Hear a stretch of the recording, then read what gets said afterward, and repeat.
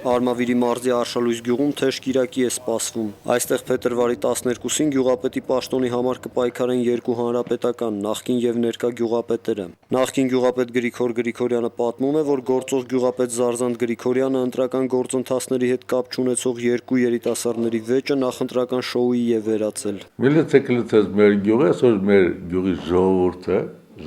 վախենա դուրս գա։ Գյուղացիները դժգոհում են, որ արդեն 10 օր գյուղում գտնվող ոստիկանները երեկոյան ժամերին տեղին անտեղի կանգնեցնում եւ խուզարկում են մարդկանց։ Երիտասարդներն այստեղ հրաժարվում են տեսախցիկի առաջ խոսել նախընտրական վիճակի մասին։ Գործող գյուղապետ Զարզանտ Գրիգորյանը ազգային ժողովի падգամավոր Հրանտ Գրիգորյանի հարազատ եղբայրն է։ Գյուղացիների ասելով, սկսած տեղեկանքի տրամադրումից բոլոր հարցերը գյուղապետը համաձայնեցնում է նրա հետ։ Հենց падգամավոր եղբայրն էլ գյուղապետի փոխարեն զրուցեց մեզ հետ եւ վստահեցրեց, որ գյուղում հայտնված ոստիկաններն ընտրությունների հետ կապ չունեն։ Միլիցիայում մարդկանց վախացնի։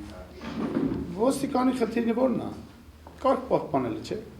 Հրանտ Գրիգորյանը նաև անհիմն համարեց իր եղբոր մրցակցային պնդումները, թե գյուղապետը համայնքային միջոցներով արված գործերը ներկայացնում է բարեգործության անվան տակ։ Միաժամանակ նա չժխտեց, որ գյուղի անապահով խավին միայն այս ձմեռվա ընթացքում 90 խորանարդ մետր վառելափայտ է բաժանել։ Իմ անձնական բյուջեը ինչ համայնք։ Ես եմ բաժանում, падգամավոր եմ, ես ամեն տարի ամեն ինչ արել եմ։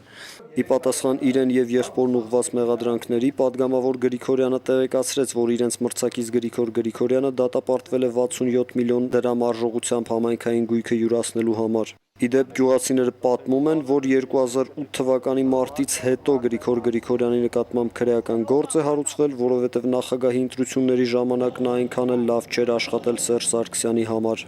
Հակոբ Կարապետյան, Տիգրան Բադալյան, IPV